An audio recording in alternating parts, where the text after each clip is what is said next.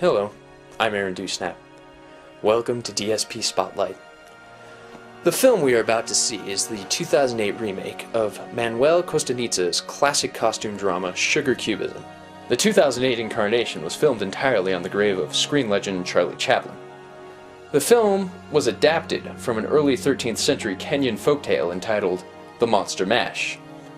The tale included wolves, ships, and lots of women, all of which were in short supply during the Black Plague. The first adaptation was written in honor of Boss Tweed and was performed for him on his 21st birthday. Now, the adaptation was originally entitled Footsteps Through the Swan's Fallow Marsh. The play resonated so strongly with Boss Tweed that he financed the transcontinental tour out of his own pocket. The tour was said to be so successful that women turned their bodies into human bridges for the actors to walk across whilst entering and exiting their stagecoaches.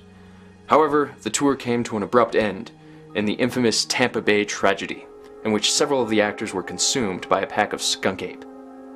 The play was revived 13 years later in the form of the smashing Broadway production Carpetbagger.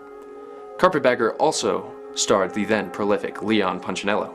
I remember Carpetbagger. Carpetbagger was a painful experience for me because, really back then the sanitary conditions of the theaters around there where we performed it were not as high as they are today.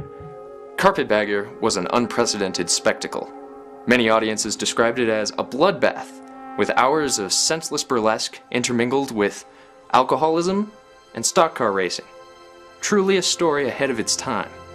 In 1919, Intercity Talent Scouts wrangled up what was left of the original cast and remade Carpetbagger to one of the first silent films to include sound. Under its new title, Sugar Cubism, the film toured around Europe. However, the production ran into problems when a young Calvin Coolidge was cast in the title role of Bernie Raybanks. Bernie Raybanks was of course the wealthy young man about town who learned to play the violin and dressed as a Russian bourgeoisie for greenbacks. President Tooby Coolidge, nicknamed the Milkmaid, could not pull off this role due to the whiteness of his skin.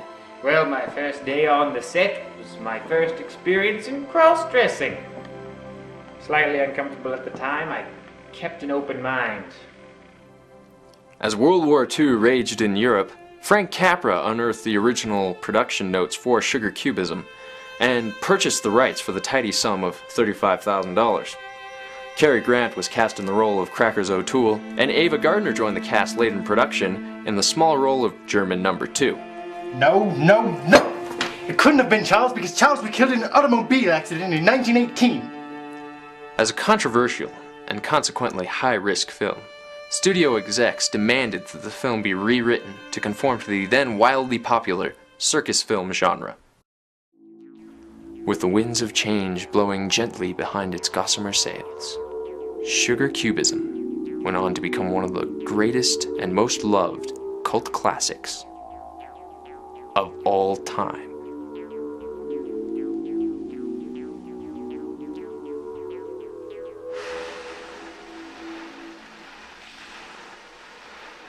And now on to the 1942 classic Sugar Cubism, starring Cary Grant and Michelangelo Badio as a woman.